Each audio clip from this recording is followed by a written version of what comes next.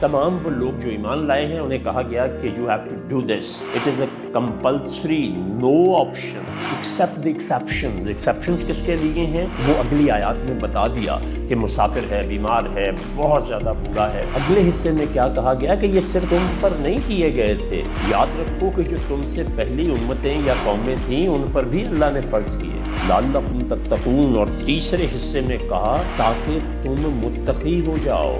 تو وہ جو کی ہے نا میری how to understand the holy Quran کے عرب کے کلچر کو سمجھنا ہے۔ السلام علیکم، پروفیسر ایم اے رفرف حاضر خدمت ہے رمضان کے 5ویں پروگرام کے ساتھ۔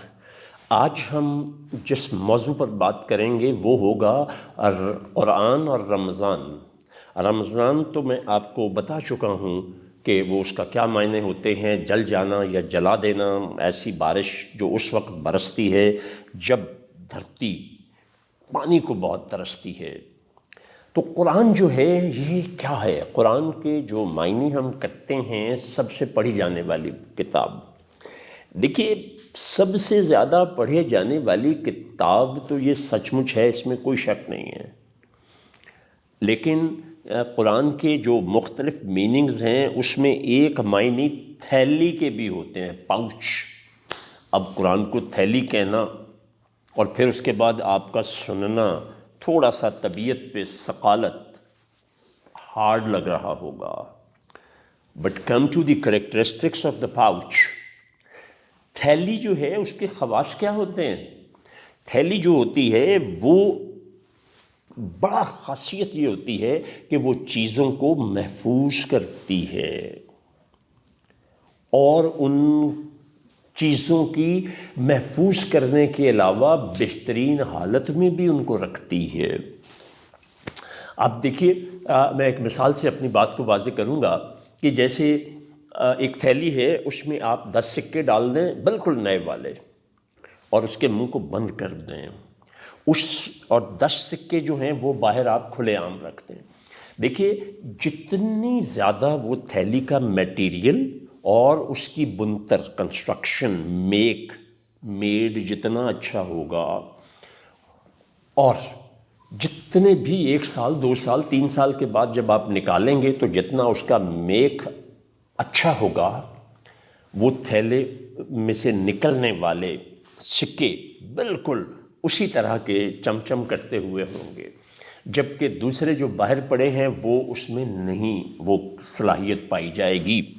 تو اب یہاں پہ دیکھیے کہ قرآن کی حفاظت کا ذمہ اللہ نے لیا، تو اس لیے قرآن تھیلی جو ہے نا، یہ اللہ کا وہ کلام ہے کہ اس میں کسی بھی دور میں کسی بھی صورت میں کبھی بھی کوئی تبدیلی نہیں ہو سکتی۔ یہ ایک بات ہے، لیکن اس کی شان، اس کی اہمیت اور اس کے اندر کلام اور چیزیں وہ بھی بالکل بہترین انداز میں آخر وقت تک محفوظ اور موجود بھی رہیں گی۔ صرف محفوظ نہیں، موجود بھی رہیں گی پوری کی پوری، اور ویسے کہ ویسے ہی۔ اب ہم اگر دیکھیں کہ قرآن جو ہے وہ رمضان کے بارے میں کیسے بات کرتا، قرآن پاک میں 4 صورتوں میں رمضان کا ذکر آتا ہے، جس میں روزے کی فرضیت کے بارے میں بات ہوتی ہے، تو وہ سورہ بقرہ کی آیت 183 ہے، اس کے بعد 84 ہے، 85 ہے، 87 ہے، پھر 196 ہے۔ اس میں روزے کی فرضیت اور اس کے مسائل معاملات جو ہیں ان کے اوپر تفصیلاً بتایا گیا ہے۔ اس کے بعد سورہ نساء کی آیت نمبر 92 میں روزے کا ذکر آتا ہے، تو اس میں روزے کا ذکر جو ہے وہ قصاص کے طور پہ ہے، کہ جہاں روزہ جو ہے وہ قصاص، جیسے آپ نے 2 ماہ کے روزے رکھنا روزہ توڑنے کی شکل میں، یا اور جو علماء کرام اس کی فقیہ تصریح کرتے ہیں۔ پھر تیسرا اس کا ذکر جو ہے وہ سورہ مائدہ، جو قرآن کی 5ویں سورت ہے، اس کی 89 جو آیت مبارکہ ہے، وہاں اس کا ذکر آتا ہے، تو کفارے کے طور پہ جیسے ہم کسی چیز کا کفارہ ادا کرنا چاہتے ہیں، قسم کا یا کسی اور چیز کا، تو اس میں جو روزے رکھے جاتے ہیں اس کو اس سورہ مبارک میں بیان کیا گیا ہے۔ اس کے بعد جو چوتھی صورت ہے وہ ہے احزاب۔ سورہ احزاب جو ہے وہ 33ویں صورت ہے اور اس کی 35ویں آیت میں اس کا ذکر جو ہے وہ آتا ہے اس فضیلت کے اعتبار سے، خوشخبری کے اعتبار سے، جس میں اللہ پاک فرماتا ہے کہ صائمات اور دیگر تمام جو خواتین کی اس میں روزہ رکھنے والی اور عبادت کرنے والی، ان سب کے لیے جو ہے خوشخبری کا اعلان ہے۔ تو اس طرح قرآن کے اگر ہم یہ دیکھیں، اب ایک خاص چیز سمجھتے ہیں، اور انشاءاللہ میں ایک الگ پروگرام کروں گا جس میں قرآن کو کیسے سمجھیں۔ ویسے وہ یوٹیوب پر موجود ہے، صرف 23 منٹ میں وہ ٹیکنالوجی کہہ لیں، میتھڈولوجی کہہ لیں، لائک دس، قرآن ایسے سمجھ آئے گا آپ کو جی، صرف 23 منٹ میں۔ یہ یوٹیوب پہ 4-5 سال سے موجود ہے، اور اگلے 27 منٹ میں میں نے سورہ فاتحہ کو اس میتھڈولوجی پر بیان کیا۔ اب سورہ بقرہ کی جو 183 آیت ہے اس کا ترجمہ کیا ہے؟ پہلے تو آیت کو میں پورا تو نہیں، تھوڑا سا پڑھتا ہوں۔ یا ایھا الذین آمنوا کتب علیکم الصیام، اس کا ترجمہ ہم کیا کرتے ہیں کہ روزے تم پر فرض کیے گئے۔ یا ایھا الذین آمنوا، اے وہ لوگوں جو ایمان لائے ہو، کتبہ فرض کیے گئے، علیکم الصیام رمضان کے روزے جس طرح تم سے پہلی قوموں پر فرض کیے گئے تھے۔ اب کتبہ دیکھیں، اس کا اگر آپ ورڈ دیکھیں، روٹ ورڈ کاف تابا،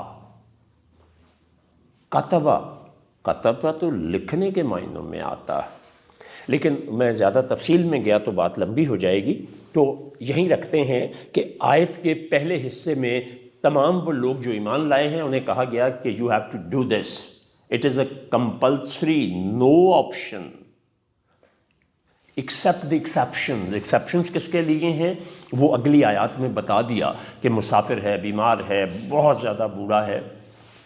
تو آیت کے پہلے حصے میں فرضیت، اور اگلے حصے میں کیا کہا گیا کہ یہ صرف تم پر نہیں کیے گئے تھے، یاد رکھو کہ جو تم سے پہلی امتیں یا قومیں تھیں ان پر بھی اللہ نے فرض کیے، لعلکم تتقون، اور تیسرے حصے میں کہا تاکہ تم متقی ہو جاؤ، یعنی اس کا ریزن، اس کا لاجک اور اس کے بیہائنڈ کہ کیوں کیا گیا، تاکہ تم پرہیزگار ہو جاؤ۔ اب پرہیزگار جو ترجمہ ہے، اللہ کا خوف بھی ہم اس سے کرتے ہیں، ہم کہتے ہیں وہ بڑا متقی آدمی ہے، جب اس کا ترجمہ کرتے ہیں تو اللہ سے ڈرنے والا، اس کو بھی میں رکھتا ہوں الگ سے، اس کا وہ تصور، چونکہ دیکھیں علماء کرام جب ترجمہ کرتے ہیں تو وہ ایک عام آدمی کو سامنے رکھ کے کرتے ہیں۔ اس کے علاوہ ایک سادہ اصول یاد رکھیے گا کہ translation is one's own understanding. ایک آدمی ایک تحریر کو جو پڑھ کر سمجھتا ہے وہ اس کو ٹرانسلیٹ کر دیتا، جبکہ حقیقت شاید کچھ اور بھی ہو سکتی ہے۔ میں آپ کے لیے رمضان ہے، فوڈ فار سٹمک تو نہیں پیش کر رہا، فوڈ فار تھاٹ، سوچنے کے لیے ایک نقطہ دے رہا ہوں۔ جنہ کھادیاں گاجراں ٹھڈ انہاں دے پیڑ۔ اب میں اس کو ٹرانسلیٹ کرتا ہوں، those who have carrots they must have stomach ایک۔ جائیں جو مرضی انگریز لائیں، میرے ترجمے کو غلط نہیں کہے گا، وہ کہے گا بالکل ٹھیک ہے۔ اب ایک آدمی جو بالکل چٹا ان پڑھ جسے کہتے ہیں لیکن وہ پنجاب کے کلچر سے واقف ہے، وہ بتائے گا کہ نہیں، اس کا مطلب یہ نہیں کہ گاجریں کھانے سے پیٹ میں درد ہوگا، بلکہ وہ اس کا وہ مطلب بتائے گا جو یہاں ہمارے کلچر میں ہے۔ تو وہ جو کی ہے نا میری how to understand the holy Quran, کہ عرب کے کلچر کو سمجھ لیں۔ اور پروگرام ختم کرنے سے پہلے آپ کو حوصلہ افزائی کے لیے بہت بڑی بات بتانے لگا ہوں۔ میں نے 50 سال عمر گزرنے کے بعد قرآن پڑھا، اس سے پہلے ویسے ہی پڑھا تھا جیسے آپ سب نے پڑھا۔ 60 سال کی عمر گزرنے کے بعد قرآن کو سمجھنے کا کام شروع کیا، اور آج اللہ پاک نے وہاں پہنچایا ہے کہ بڑے بڑے لوگ حیران ہوتے ہیں کہ آپ کیسے پڑھتے ہیں، کہاں سے اتنا علم آتا ہے۔ اللہ ہم سے گلہ کرتا ہے، اس گلے کو دل کی کانوں سے سنیے گا، not with ears from your heart, because I am talking heart to heart، دل سے دل کی بات کرنے لگا ہوں۔ اللہ جل شانہ ایک گلہ کرتا ہے جس کو میں ایک شعر کی زبان میں کر کے تو اجازت چاہوں گا. دل تو کیا چیز ہے ہم روح میں اترے ہوتے، اے بندے تو نے چاہا ہی نہیں چاہنے والوں کی طرح. بہت شکریہ.